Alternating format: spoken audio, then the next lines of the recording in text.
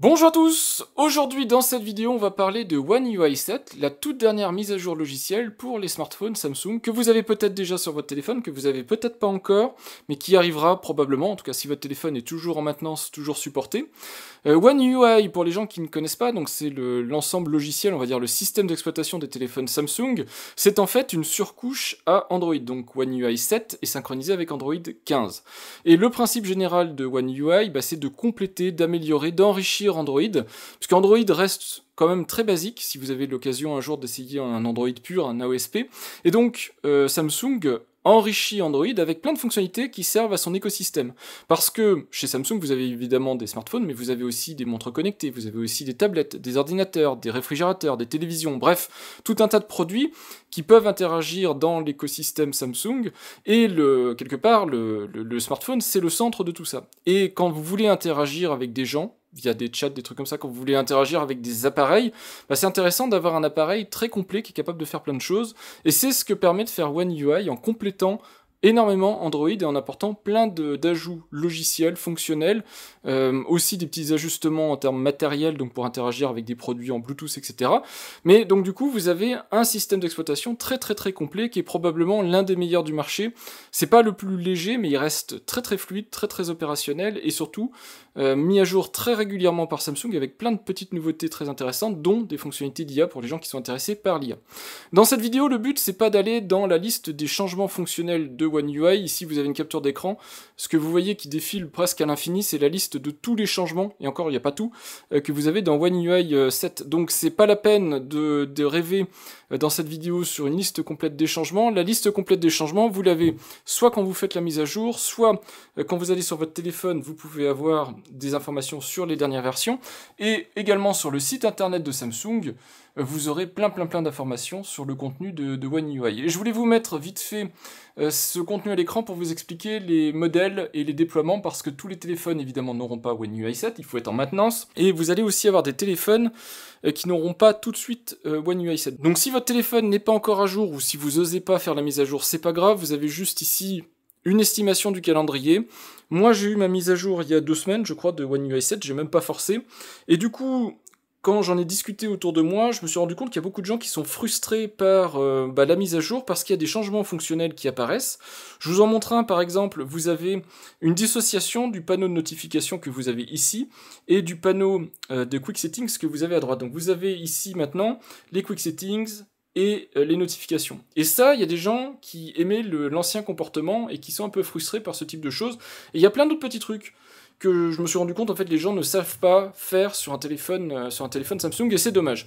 L'idée, donc, dans cette vidéo, c'est de vous expliquer rapidement, mais comment on peut configurer un téléphone Samsung sur quelques points. Donc, on va prendre quelques nouveautés de One UI 7 pour, autour de tout ça, vous expliquer que finalement, un téléphone Samsung, c'est votre téléphone, c'est vous qui le configurez, c'est vous qui le mettez à votre goût, et contrairement à beaucoup de marques, Samsung propose vraiment des variantes de configuration. Vous avez même, et j'en ai déjà parlé en vidéo, l'excellent Good Lock, dont on va parler rapidement dans cette vidéo, qui vous permet d'aller beaucoup plus loin. Ça va intégrer dans l'OS plein de fonctionnalités pour personnaliser vos panneaux, vos boutons, voilà, plein de choses pour vraiment rendre votre téléphone unique et parfaitement adapté à vos besoins, à vos manières d'interagir avec. Donc, c'est l'idée dans cette vidéo.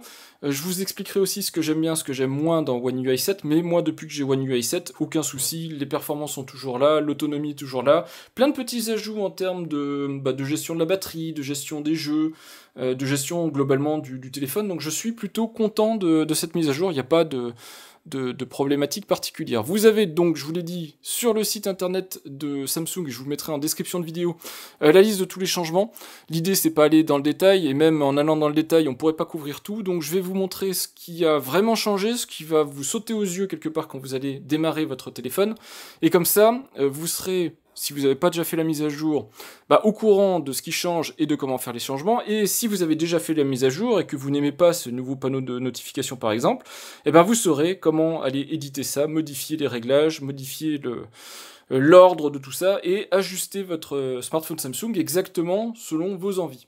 Alors, il y a une dernière chose qu'il faut que je précise aussi, c'est que One UI est dépendant du téléphone sur lequel vous l'installez. C'est-à-dire que même si vous êtes sur One UI 7, parce que vous avez un téléphone de la gamme A, par exemple, ou un téléphone de la gamme S, peu importe chez Samsung, vous avez quand même des fonctionnalités qui dépendent non seulement de la gamme, mais qui dépendent aussi de la génération. Donc par exemple, moi sur mon S23, il y a des fonctionnalités que je n'ai pas, qui sont sur le S25.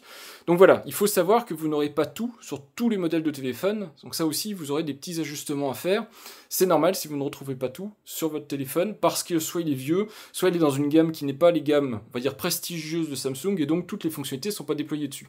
Dans les fonctionnalités qui peuvent par exemple ne pas être déployées dessus, vous avez par exemple Galaxy AI, donc toute la partie intelligence artificielle intégrée dans votre smartphone. Bah ça c'est pareil, la liste des fonctionnalités qui sont dedans sont modulées en fonction de votre appareil, son matériel, parce que forcément l'IA ça coûte des ressources pour calculer, donc il faut un processeur puissant et tout ça, de la mémoire, mais aussi parce que il y a certaines fonctionnalités qui sont réservées sur des toutes dernières versions. Sinon, j'imagine que Samsung ne trouverait pas trop de raisons de pousser les gens à faire une mise à jour vers une nouvelle version. C'est dommage, mais voilà, vous n'avez pas tout sur tous les modèles et dans toutes les versions, donc ne soyez pas surpris s'il y a certaines choses qui ne s'appliquent pas sur votre téléphone. Pour que ce soit plus agréable pour vous pour suivre, je vous mets ici la capture d'écran, et donc je pourrai zoomer ou ajuster en fonction de ce que je vous montre. Alors, on va parler aujourd'hui de One UI 7. Pour information, One UI 7, si on va dans les paramètres, je fais à propos du téléphone, et je vais dans les informations logicielles. Donc, on est de base avec One UI 7 sur une version d'Android 15, donc One UI est une surcouche d'Android. Il y a pas mal de nouveautés avec Android 15, et le but de la vidéo, c'est pas de vous les présenter, et il y a beaucoup de nouveautés avec One UI 7, et le but de la vidéo, c'est pas non plus de vous les présenter toutes dans le détail. Donc il va y avoir un mélange de ce qu'apporte réellement Android et de ce qu'apporte aussi la surcouche One UI à Android. Mais ce qu'il faut comprendre, c'est que tous les fabricants de téléphones Android font des surcouches, et One UI est, à ma connaissance et à mon goût en tout cas, une des surcouches les mieux faites pour Android. Alors il y en a d'autres qui sont sympas, la surcouche de Google en particulier, puisqu'elle est assez proche de l'expérience d'Android en apportant quand même beaucoup de fonctionnalités, et la surcouche aussi de OnePlus est vraiment pas mal, mais celle de Samsung est vraiment extrêmement complète dans, on va dire, l'approche globale, c'est-à-dire apporter à votre téléphone tout ce qui manque pour qu'il soit exploitable au quotidien. Mais dans les mises à jour, dans les fonctionnalités que je vais vous montrer, il y en a une partie qui viennent directement d'Android, et Samsung est même contributeur au projet Android, et il y en a qui sont purement des fonctionnalités dans One UI. Ce qu'il faut aussi comprendre, c'est que on est très très loin de l'expérience native Android, ce que vous voyez à l'écran sur un téléphone Samsung par exemple, mais Google peu importe, c'est pas du tout l'expérience Android, AOSP, l'expérience pure, on est très très loin en termes de fonctionnalités. Alors si je reviens maintenant sur mon écran principal, si vous avez si vous avez besoin d'informations sur One UI et sur Samsung, ce que je peux vous conseiller, c'est d'aller dans les paramètres, vous allez tout en bas et vous faites astuces et guide de l'utilisateur. Vous aurez ici sur ce panneau l'ensemble des informations nécessaires pour comprendre et les nouveautés One UI 7 et aussi comment utiliser votre téléphone. Vous avez énormément d'informations. Et en particulier, donc vous allez dans Quoi de neuf dans One UI 7 et vous avez toutes des informations intéressantes que je ne vais pas forcément présenter dans cette vidéo parce que le but c'est pas vous présenter One UI 7, c'est de vous présenter des fonctionnalités qui sont parfois méconnues ou des astuces que les gens n'ont pas, et en discutant, je me rends compte que ça pourrait les aider d'avoir ce type d'infos, donc je vous les partage. Ce qu'il faut aussi comprendre, c'est qu'avant de faire la mise à jour, et je vous mets les captures d'écran là en ce moment, Samsung vous fournit plein d'informations avant même de lancer la mise à jour, pour vous expliquer ce que vous aurez en plus, ce que vous aurez en moins, et en quoi ça consiste. Donc vous avez aussi, avant même d'appliquer la mise à jour, beaucoup d'informations. Alors je vais vous montrer ce qui va tout de suite vous sauter aux yeux en arrivant sur de l'Android 15 One UI 7, c'est quand vous descendez le panneau en touchant le côté gauche de votre écran, vous allez avoir les notifications et que les notifications, et quand vous allez descendre le côté droit, là où vous avez les icônes de statut, vous avez accès au Quick Panel ou Quick Settings de votre téléphone, donc pour les réglages, des choses comme ça. Alors les deux communiquent, c'est en fait comme si vous aviez un partage vertical de l'écran, sur la gauche vous avez les notifications, sur la droite vous avez vos réglages, donc si je descends les notifications et qu'à un endroit où il n'y a pas de notification, je glisse, on a donc vers la droite, on a bien le panneau des Quick Settings, et si pareil, il y a un endroit où il n'y a pas de Quick Settings, je glisse vers la gauche, je reviens vers le panneau des notifications. Donc les deux panneaux, en fait, fonctionnent toujours ensemble, c'est juste que maintenant, vous avez soit les notifications, soit les réglages, et vous avez une possibilité de basculer de l'un à l'autre. Et c'est un partage à peu près 50-50. Alors, il y a beaucoup de gens qui vont être gênés par ce nouveau comportement. Moi, je vous conseille, quoi qu'il arrive, de l'essayer. Je pense qu'ergonomiquement, c'est pas une mauvaise idée ce qu'a fait Samsung. J'ai eu du mal à m'y faire les premiers jours, mais une fois qu'on s'y fait, On rentre dans on va dire dans l'ergonomie générale, c'est très logique. Les notifications à gauche, eh bien vous avez plus d'informations sur les notifications à gauche, les réglages à droite, plus d'infos sur les réglages à droite. Mais si ça ne venait à pas vous plaire, on est ici sur de l'Android et du One UI, et Samsung et Android vous laissent en entière liberté, ou en tout cas autant que possible, pour régler votre téléphone. On n'est pas chez Apple ici, donc c'est votre téléphone, vous en faites ce que vous voulez en termes de réglage d'ergonomie, et donc vous avez plein de réglages. Je pense que vous n'êtes même pas conscient de la quantité de réglages, ne serait-ce que déjà de base, mais en plus en rajoutant des fonctionnalités à votre téléphone, des réglages que vous pouvez faire chez Samsung. Et en particulier, donc si vous allez donc dans ce panneau ici de Quick Settings et que vous faites le petit crayon, vous pouvez configurer votre panneau, mais si vous allez dans les paramètres du volet, vous faites en même temps, et vous pouvez ensuite revenir en arrière, refermer ce volet, et vous allez voir que votre panneau va à nouveau revenir tel qu'il était avant. Donc maintenant, quand je prends le panneau et que je le descends, j'ai progressivement d'abord les réglages rapides, puis ici, la zone de notification. Et si je prends le panneau et que je continue de le descendre, j'arrive sur le panneau des réglages, comme on l'a vu tout à l'heure. Du coup, vous avez l'ancien monde, on va dire, et ça vous permet très facilement de continuer à utiliser votre téléphone comme vous aviez l'habitude, en fait, avant de le faire. Si vous voulez revenir en arrière, si vous voulez reprendre l'expérience conseillée, on va dire recommandée pour cette nouvelle version, vous descendez donc 2 fois pour revenir sur ce panneau de Quick Settings, le petit crayon. Ensuite, vous allez donc sur les paramètres du volet et vous refaites séparer. Alors, je vais vite fait vous montrer des réglages et encore une petite astuce pour aller plus loin. C'est que quand vous êtes en mode séparé, vous pouvez aussi basculer. Alors, ça, c'est pas très logique, mais vous pouvez basculer les quick settings et les notifications. Donc, sous le panneau ici des icônes de statut, donc réseau, machin, tout ça. Quand vous descendez, maintenant, vous pouvez avoir les notifications. Et inversement, sous les notifications, vous pouvez avoir les quick settings. Alors, c'est pas du tout logique en termes d'ergonomie, mais ça peut vous être utile si vous avez peut-être des grandes mains ou des petites mains et que c'est plus compliqué pour vous d'atteindre le haut de l'écran de ce côté-là ou de ce côté-là. Du coup, vous pouvez permuter, ça fait un petit peu d'accessibilité et je pense que ça peut vous être utile éventuellement suivant votre situation. Vous pouvez aussi désactiver les SIM multiples. Moi j'ai 2 SIM dans le téléphone, donc je le laisse activer, mais vous pouvez gagner un petit peu de place en le désactivant. Et en même temps, vous avez des réglages comme avant, donc vous pouvez faire afficher ou ne pas afficher certaines informations, dont la luminosité, les raccourcis, les trucs comme ça. Évidemment, ce panneau ici est personnalisable lui aussi, donc vous allez sur le petit crayon et vous avez vu depuis tout à l'heure, on voit les zones, les blocs, qui sont modifiables. Alors tout n'est pas modifiable, dans le sens où vous ne pouvez pas tout redisposer, modifier, changer, mais vous pouvez sélectionner comme ça en appuyant sur un bloc, par exemple le bloc Wi-Fi Bluetooth, vous pouvez le mettre en dessous, au-dessus, voilà, vous pouvez le descendre si vous voulez. Il y a des blocs que vous pouvez cacher, modifier ou changer en termes de taille, et donc tous ces petits switches ici, vous pouvez rentrer ici dans le modifier, et en choisir d'autres. Donc vous avez tous les petits trucs ici que vous pouvez mettre. Alors avant c'était paginé, maintenant malheureusement ça ne l'est plus, donc ça c'est embêtant. Du coup il y a juste une liste ici qui est finie, qu'il faudra peupler en fonction de ce dont vous avez besoin. Mais vous avez aussi les applications qui viennent contribuer avec ces petits switches. Donc si vous avez des applications assez pointues, du genre par exemple de la domotique, je pense à Home Assistant ou JDOM, vous pouvez mettre des switches qui viennent allumer une lumière, ouvrir une porte, des choses comme ça. Donc moi vous voyez que j'ai pas mal de choses que j'ai pas mis dedans. J'ai laissé l'essentiel, et quand même ça prend beaucoup de place. Évidemment, donc vous avez tous des petits panneaux en dessous ici que vous pouvez également modifier. Donc à vous de choisir en fonction de ce dont vous avez besoin, et donc vous pouvez régler à peu près l'affichage en fonction des boutons qui doivent toujours être présents sur l'écran. N'oubliez pas également que quand vous êtes sur ces Quick Settings, vous pouvez rester enfoncé sur un bouton si vous voulez lancer un mode avancé, un mode configuration avancé. Je prends un exemple typique de choses que les gens ne connaissent pas nécessairement, c'est la lampe torche. Donc si vous avez le raccourci lampe torche et que vous restez appuyé dessus, au lieu de s'allumer et de s'éteindre si vous avez fait un appui simple, quand vous restez appuyé dessus, vous pouvez certes l'allumer, vous voyez qu'elle est bien allumée, mais vous pouvez aussi changer son niveau d'intensité. Si vous vous trouvez dans un endroit très sombre, ou au contraire si vous voulez préserver l'autonomie de la batterie, vous pouvez comme ça changer l'intensité.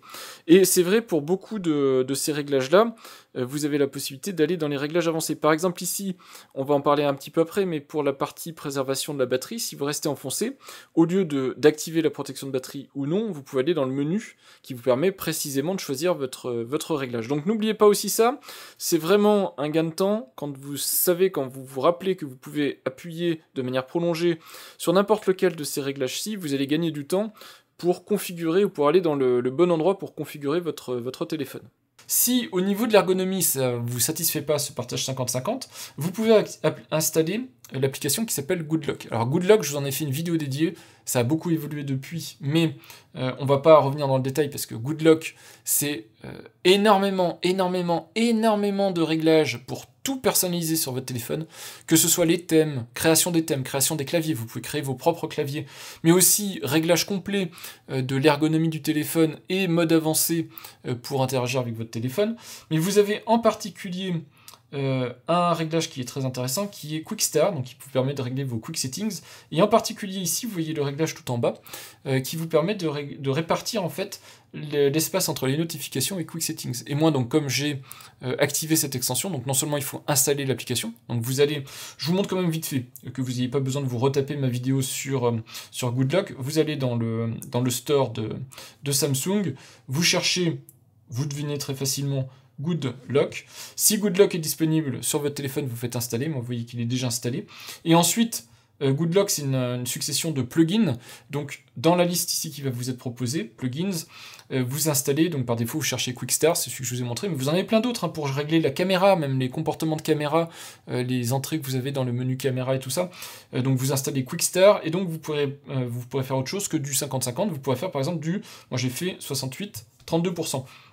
Ce qui fait que quand je touche le côté droit de la caméra, je suis toujours en mode notification, puisque j'ai décalé un petit peu les settings. Vous voyez ici, on voit très clairement, en jouant avec le réglage, en haut ici, dans la barre de notification, on voit où on partage. Voilà, donc ça, je voulais faire un gros point là-dessus, parce que je pense qu'il y a beaucoup de gens qui vont être embêtés par ce nouveau mode de fonctionnement. Et en fait, il ne faut pas être embêté, il faut comprendre que c'est votre téléphone, vous en faites ce que vous voulez, vous le réglez comme vous voulez.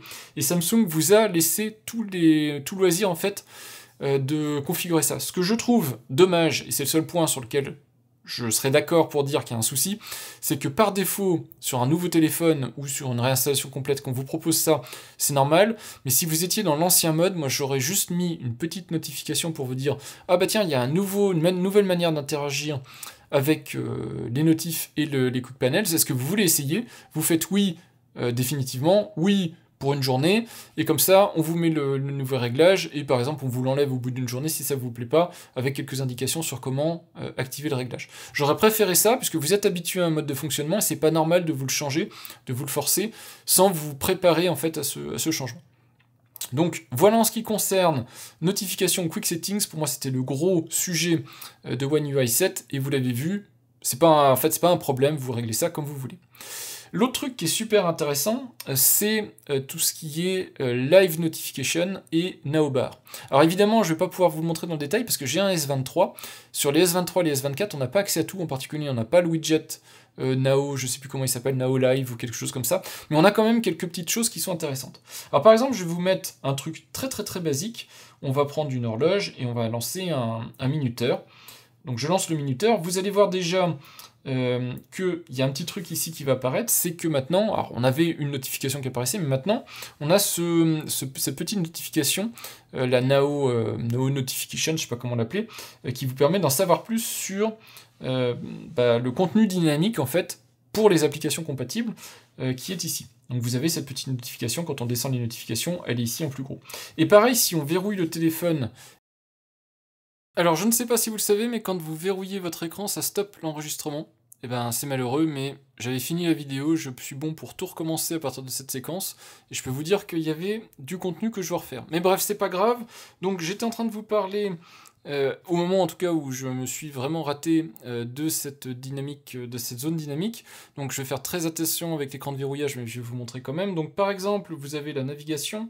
Vous avez, par exemple, avec la navigation, vous avez la possibilité d'avoir la petite flèche, prochaine direction, et derrière la distance. Pareil si vous étendez les notifications. Et si vous écoutez de la musique, vous avez donc ici, toujours dans la zone de notification, la musique que vous écoutez. Si vous descendez les notifications, vous avez le contenu dynamique qui s'affiche là. Et donc, je vais verrouiller mon téléphone et penser à relancer le capteur d'écran.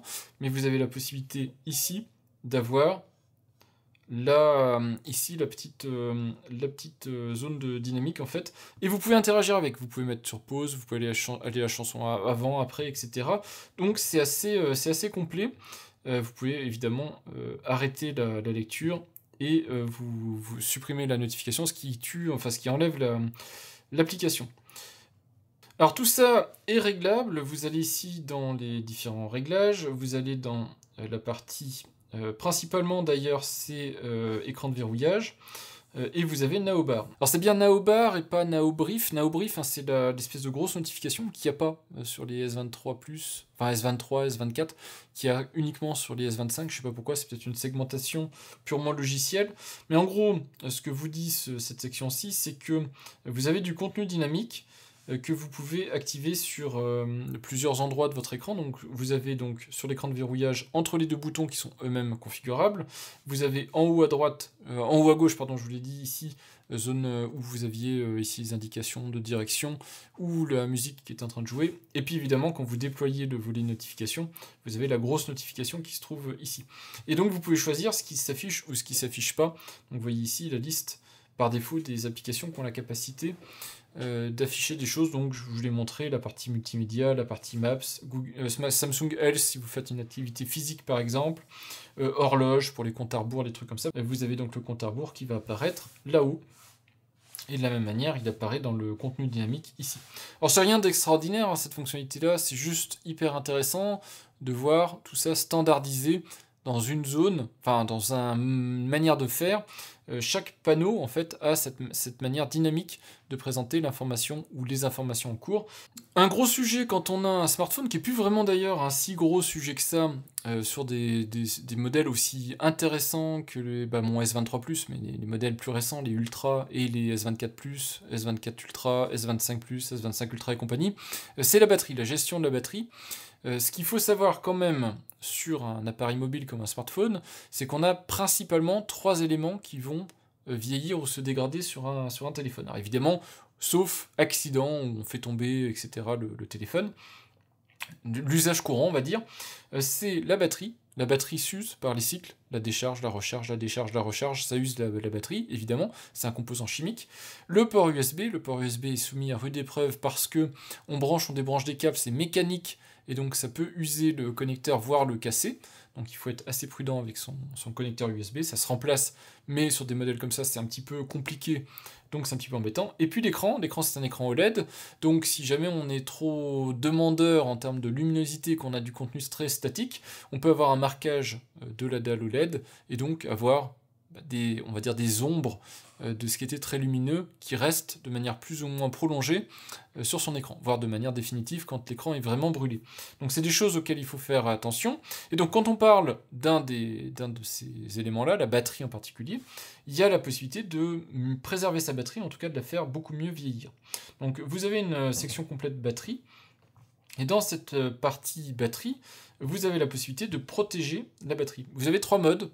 Le mode évidemment standard, il n'y a pas de protection du tout, et c'est très pratique si vous partez en vacances, en week-end, quand vous n'êtes pas à côté d'une prise de courant. Vous mettez aucune protection, et donc dans ce cas-là, vous désactivez complètement ce mode-là, et vous êtes tranquille. Vous avez donc le mode de protection basique qui lui s'adapte un petit peu à votre utilisation, mais essaiera quand même autant que possible de vous donner l'entièreté de la capacité de la batterie. Donc vous n'êtes pas tout à fait sur le mode désactivé, où il n'y a aucune protection du tout, mais vous êtes quand même dans un mode où votre smartphone va un peu moins s'user, surtout si vous le laissez régulièrement brancher très longtemps avec un câble. Plutôt que maintenir la charge de la batterie à 100%, ce qui l'use vraiment, hein, la batterie, il y a des tests scientifiques qui sont faits, en fait ça arrête la charge, le téléphone redescend un petit peu et à 95%, il remonte à 100%. Ce qui fait que, en fonction de quand vous allez le débrancher, vous ne serez peut-être pas exactement à 100%, vous serez entre 95 et 100%, et normalement, la plupart du temps, c'est très bien. La charge adaptative, là, c'est beaucoup plus malin, surtout si vous rechargez la nuit. Vous le mettez en charge, le téléphone monte très rapidement à 80%. À 80%, il s'arrête de charger. Et en fait, il va être malin dans le sens où il va savoir si, par exemple, vous avez une alarme sur votre montre connectée ou directement sur le téléphone, ou à partir des habitudes d'utilisation qui sont hebdomadaires, hein, sur votre téléphone, il va libérer la fin de charge. Normalement, ça marche bien. Mais bon, si vous avez des journées qui ne se ressemblent pas, éventuellement vous ne serez pas satisfait de ce mode-là. Mais par exemple, 1 heure avant que vous vous leviez, il relâche la protection de la batterie, donc il passera de 80% à 100%, donc il finira la charge, mais il aura maintenu toute la nuit une charge à 80%, ce qui use beaucoup moins la batterie. Et enfin, le mode que moi j'utilise, qui est le mode de protection maximale, quand vous n'avez pas besoin de la capacité totale de la batterie, parce que ça vous suffit pour tenir la journée, ou vous avez souvent la possibilité de recharger par des petits à-coups. Moi j'ai des chargeurs Qi, donc sans fil, un peu partout, au travail, chez moi ici j'ai un chargeur juste à côté. Du coup, vous pouvez limiter, brider la capacité maximale de la batterie, ça va augmenter sa durée de vie. Et donc vous pouvez régler de 80 à 95%, donc 80, 85, 90, 95%. Je vous conseille de mettre à 80% si ça vous suffit. Voilà, c'est ce qui protégera le plus longtemps votre batterie, et ça vous évitera d'avoir, peut-être dans 2-3 ans, à aller dans un magasin de réparation si vous ne pouvez pas le faire vous-même, d'éclipser, parce que c'est collé quand même, donc d'éclipser le dos du téléphone, enlever la batterie qui est collée elle-même, alors même s'il y a maintenant des autocollants pour faciliter tout ça, qui est quand même collée, pour pouvoir la remplacer par une batterie qui sera peut-être pas d'origine. Vous avez quand même des pièces d'origine Samsung, mais dans plusieurs années, je ne sais pas si on trouvera très facilement les batteries d'origine Samsung, ici du S23+. Donc voilà en ce qui concerne la batterie, en tout cas la protection de la batterie. Ce que je voulais vous montrer quand même, puisque je vous ai montré des trucs sympas sur la batterie, je voulais vous montrer des trucs que je trouve moins sympas. Et dans les trucs que je trouve moins sympas sur cette batterie, c'est la grosse pastille qui se trouve en haut. Alors elle a un sens cette grosse pastille, je vais vous le montrer tout de suite, mais elle aussi vous la verrez assez rapidement quand vous allez mettre à jour votre téléphone. Je vous l'ai dit, vous avez le panneau de notification, ça saute aux yeux. Vous avez éventuellement aussi les icônes ont été retravaillées, vous avez un look un peu plus sympa, un peu plus modernisé, donc vous devriez voir ça assez rapidement. Et cette grosse pastille, on la voit aussi. Alors cette pastille, elle est configurable, mais pas beaucoup. Vous pouvez aller dans batterie, et vous pouvez dire, est-ce que vous avez envie de voir le pourcentage de batterie dedans ou pas. Donc soit vous avez une pastille vide avec juste une barre de chargement, soit vous avez en plus dedans le texte qui correspond. Et c'est tout. Malheureusement, on ne peut pas configurer le look de cette batterie. Cependant, cette batterie, elle a aussi des informations qui s'affichent dedans, dans la grosse pastille. C'est par exemple, si vous êtes en économie d'énergie, vous verrez ici, vous avez la petite icône avec la petite feuille pour dire que vous êtes en mode préservation, économie d'énergie sur le téléphone. Donc ça permet comme ça très rapidement, juste en regardant là, vous avez des informations. Et si vous mettez en charge, donc je branche le téléphone et vous verrez que la pastille ici s'agrandit, devient très colorée. Vous avez la petite icône en plus avec le petit éclair qui apparaît sur la gauche. Donc ça permet de bien voir qu'elle est en charge. Et du coup, vous avez aussi le niveau de charge qui apparaît. Le truc que je trouve dommage, moi, quand on met en charge le téléphone, c'est que souvent, j'ai le téléphone qui est comme ça à l'horizontale, qui est docké, mais à l'horizontale. Donc je vous montre, je branche. Et même si je suis incliné, hein, cette information apparaîtra ici comme ça, verticalement. C'est pas hyper élégant. Moi, je trouve pas ça très, très joli, très bien fait. Mais bon, c'est le nouveau style de One UI. Là-dessus, je trouve que c'est dommage, c'est pas hyper au point. Un truc que je peux pas malheureusement vous capturer, donc vous pourrez pas voir facilement, puisque c'est sur l'écran de verrouillage, mais vous pouvez personnaliser votre écran de verrouillage, et en particulier, vous avez vu maintenant que quand j'active mon écran, j'ai une animation, j'ai un truc un petit peu sympa. Alors on peut vraiment tout personnaliser, on reste enfoncé sur son écran de verrouillage, on a le menu à l'ancienne, donc vous avez fond d'écran terminé, les fonds d'écran ils peuvent être animés, donc ça c'est assez sympa, vous avez des fonds d'écran IA, vous avez de la galerie, et vous avez aussi la possibilité d'aller chercher des couleurs, des trucs comme ça, et vous pouvez avoir des fonds d'écran un petit peu qui bougent en fait, donc vous pouvez faire des trucs super sympas. Mais en plus, vous avez la possibilité de personnaliser donc les boutons et tout ça, et maintenant vous pouvez personnaliser encore plus les widgets et ici l'heure. Quand vous restez enfoncé sur la partie heure, vous pouvez changer le style du texte qui s'affiche, voire même changer le mode de la représentation de tout ça. Donc vous voyez ici, vous pouvez par exemple mettre ce style-là, mais vous pouvez mettre aussi les doubles horloges et tout ça, c'est des choses qu'on pouvait faire avant, hein, pour certaines. Donc, par exemple, je vais repartir sur quelque chose de plus classique. Vous pouvez changer la police, donc soit même en installer une, si vous voulez avoir votre police à vous d'installer. Vous pouvez aussi en retenir une qui vous plairait dans la liste de toutes les polices proposées par Samsung. Pour certaines polices, alors je ne sais pas lesquelles, mais vous pouvez régler plus gras ou moins gras, celles qui le permettent. Donc ici, malheureusement, il n'y en a aucune. Voilà, en voilà une. On peut régler donc plus gras, et on a donc une police plus grasse, ou plus fine. Voilà, alors c'est pas beaucoup qu'on peut régler comme ça, mais on peut en régler quelques-unes, et on peut régler aussi la couleur, donc pour que ça s'adapte le mieux possible avec le fond d'écran qu'on a retenu. Donc voilà, moi je trouve ça sympa de pouvoir personnaliser son style comme ça, et puis ce petit rendu animé est plutôt sympathique. Donc je vais garder ça, je vais faire terminer. On va revenir à l'écran de verrouillage classique, et vous allez voir que du coup maintenant j'ai le nouvel écran de... Enfin, la nouvelle animation ici qui affiche l'heure, mais de manière animée, et puis quand j'appuie, hop, je peux aller sur plus d'informations, et on peut donc mettre des widgets, des trucs comme ça, et n'oubliez pas que dans cette zone ici, c'est la zone interactive, donc soit on peut changer le mode, soit on peut aussi avoir les informations dynamiques. Dans la liste des changements mineurs, mais que vous noterez peut-être aussi, parce que ça se voit quand on interagit avec One UI, si vous revenez sur votre écran d'accueil, vous verrez des effets comme ça de zoom et de dézoom sur votre fond d'écran. C'est assez élégant, c'est assez joli, j'aime bien.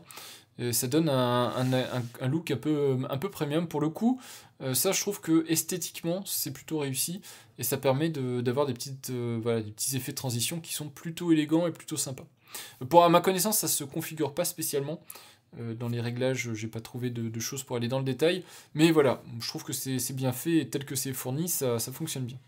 Alors un autre truc dont il faut que je vous parle, qui n'est pour le coup pas spécifique à One UI 7 ou à Android 15, c'est quelque chose qui existait avant, mais il y a encore beaucoup de personnes qui ne connaissent pas ce réglage, et je trouve ça bien dommage parce que, je vous l'ai dit, c'est pour vous approprier vraiment votre smartphone Samsung, c'est quand même sympa.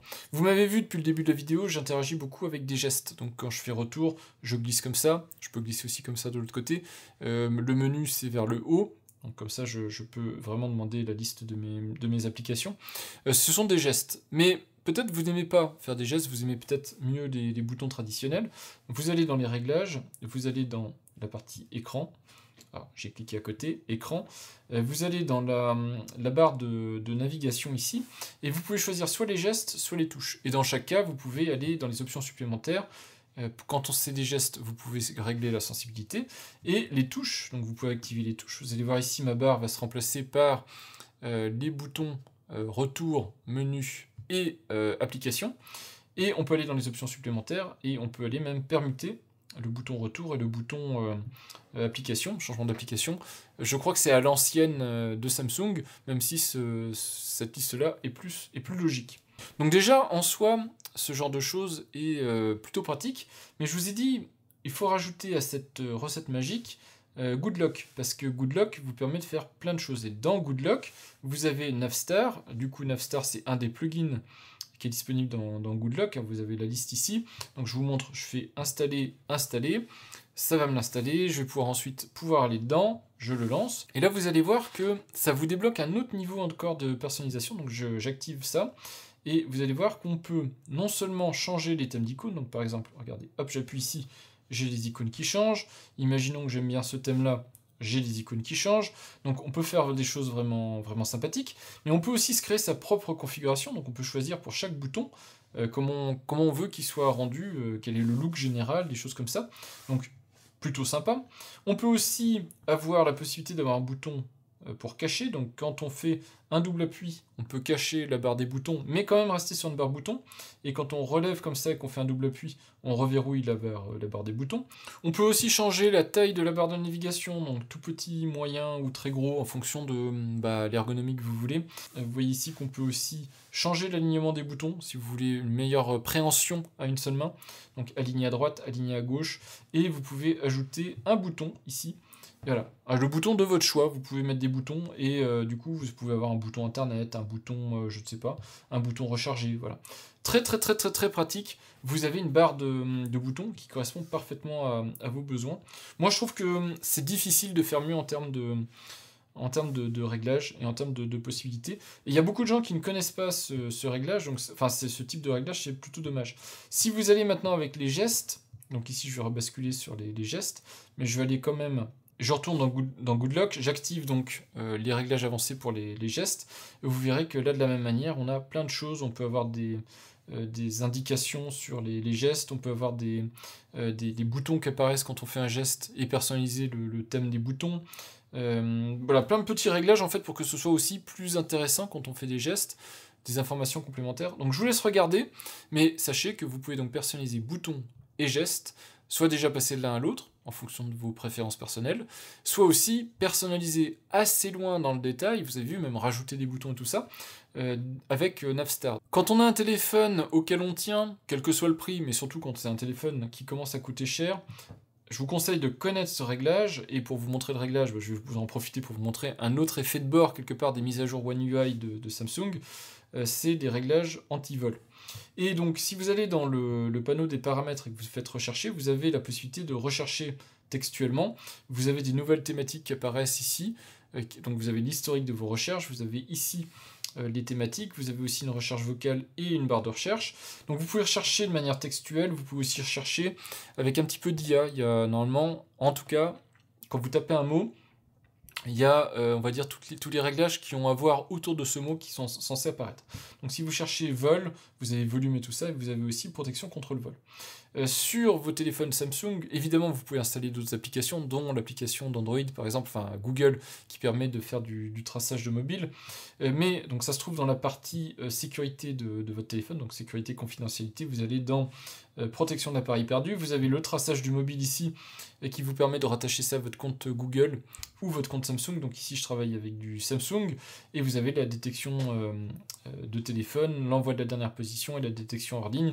Donc tout ça, c'est pour, avec Samsung Find, retrouver, donc sur le portail web de Samsung, retrouver où se trouve votre téléphone, le faire sonner, éventuellement le réinitialiser à distance, des choses comme ça. Et vous avez donc la même chose côté Google, donc si vous avez installé l'application Google, vous pouvez aussi retrouver vos périphériques, les faire sonner et tout ça. Et sachant que ça survit à des réinitialisations, des choses comme ça, en fonction de comment vous avez configuré votre téléphone et du niveau de sécurité que vous avez mis sur votre téléphone. Et vous avez donc protection contre le vol qui vous permet, là encore, de faire des choses très intéressantes, dont les confirmations d'identité. Donc si jamais vous avez des réglages un petit peu subtils à faire sur un téléphone, surtout des réglages de sécurité, plutôt que vous les laissez faire, vous avez une espèce d'élévation de sécurité pour confirmer que c'est bien vous qui faites la modification. Excusez-moi, je n'ai pas compris. Eh ben, je peux t'expliquer.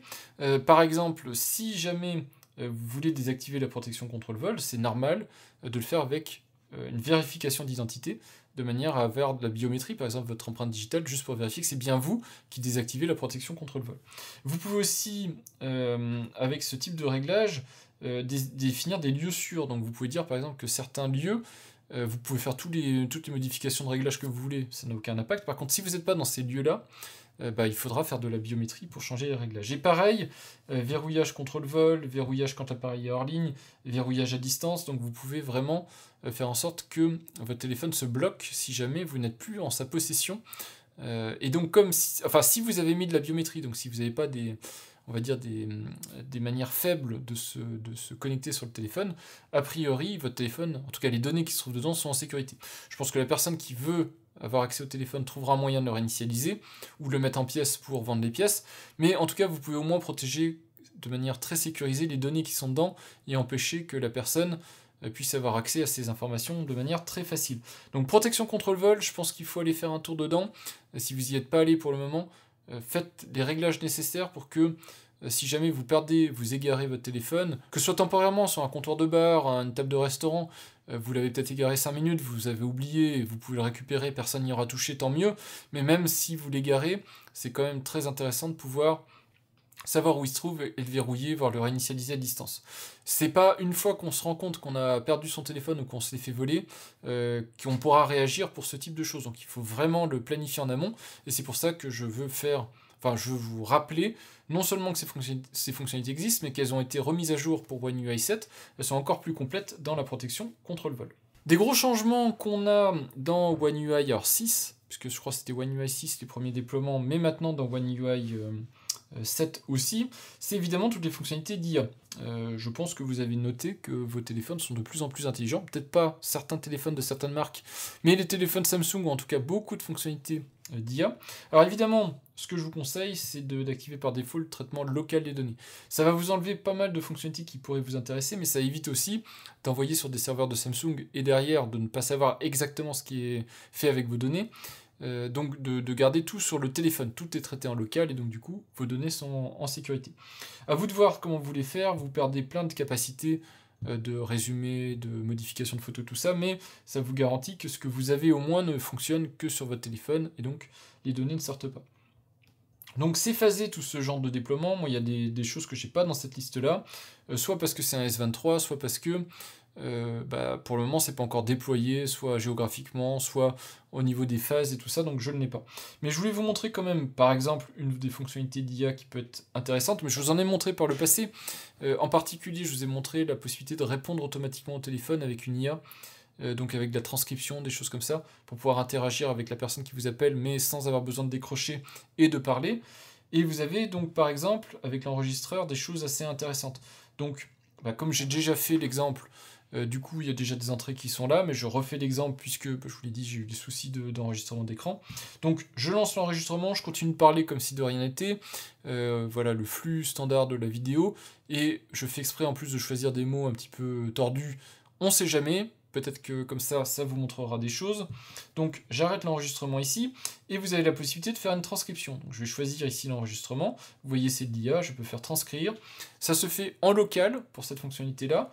Je choisis langue française et je laisse convertir ma voix en texte. Et voilà, l'enregistrement, je continue de parler comme si de rien n'était. Voilà, le flux standard de la vidéo, et je fais exprès en plus de choisir des mots un petit peu tordus, on sait jamais. Peut-être que comme ça vous montrera des choses. Nickel, la transcription est nickel. Ça fonctionne avec, en particulier, cette application enregistreur, qui a des particularités très poussées. En particulier, vous pouvez utiliser le micro du bas et le micro du haut de manière dissociée. Donc faire, par exemple, un enregistrement de type interview. Vous êtes enregistré par le micro du bas, l'autre personne par le micro du haut. Ça sépare les deux voix dans deux canaux, dédiés. Et vous pouvez avoir des transcriptions en sachant exactement quelle personne dit quoi. C'est vraiment hyper pratique. Et vous avez aussi la possibilité d'utiliser un casque Bluetooth, un micro Bluetooth, pour avoir un enregistrement de qualité.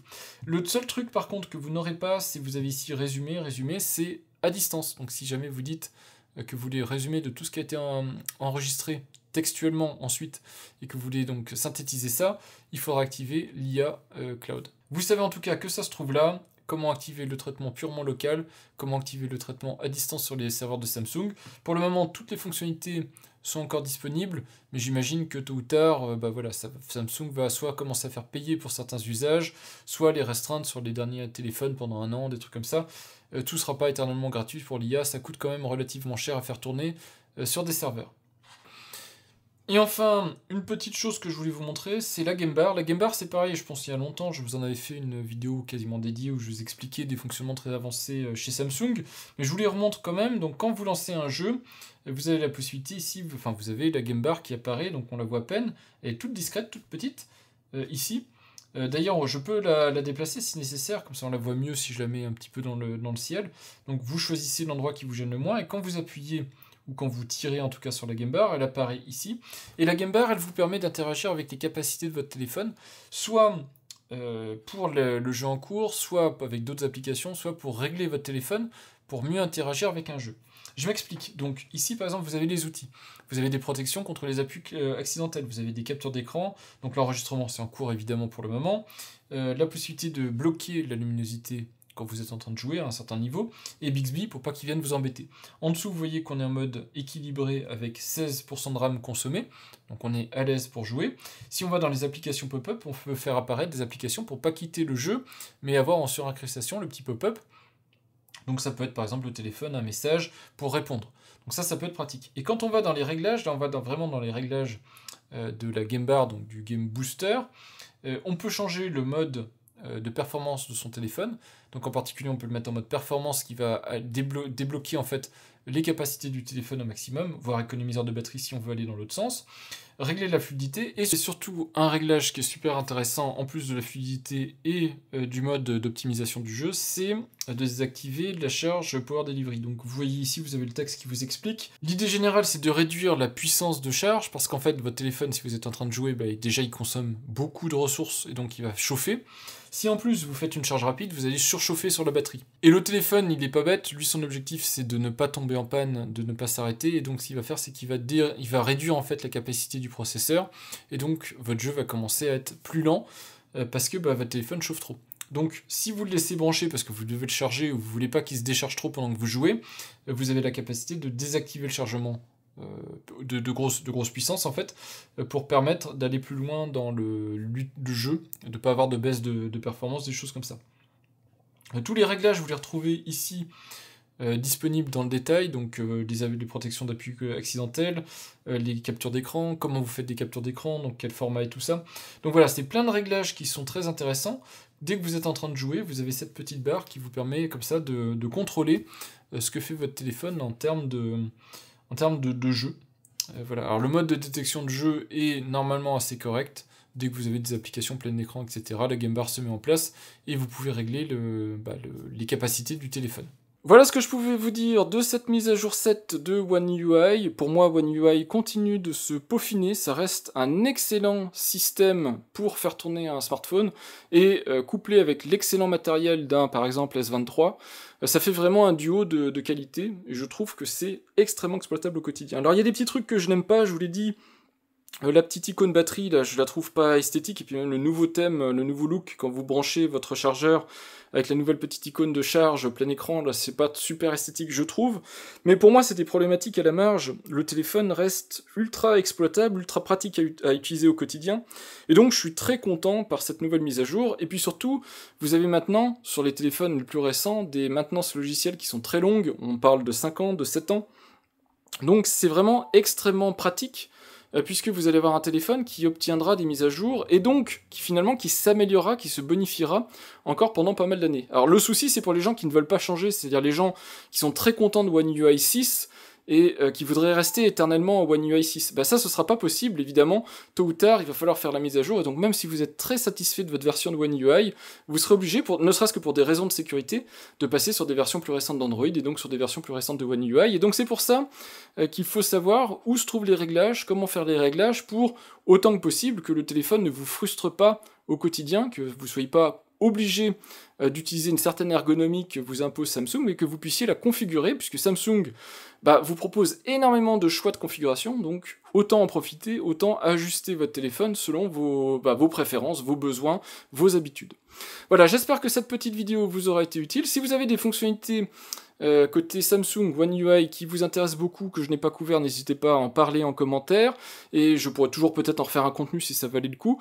Et puis sinon, je vous dis à bientôt pour de prochaines vidéos sur des téléphones Android, mais aussi sur autre chose, puisque je couvre pas mal de sujets sur ma chaîne, donc c'est l'occasion aussi, si vous venez ici juste parce que vous avez entendu parler de One UI et d'Android, de découvrir toutes les thématiques que j'aborde sur ma chaîne. Merci d'avoir regardé cette vidéo, et puis je vous dis à bientôt pour de prochaines vidéos. Au revoir.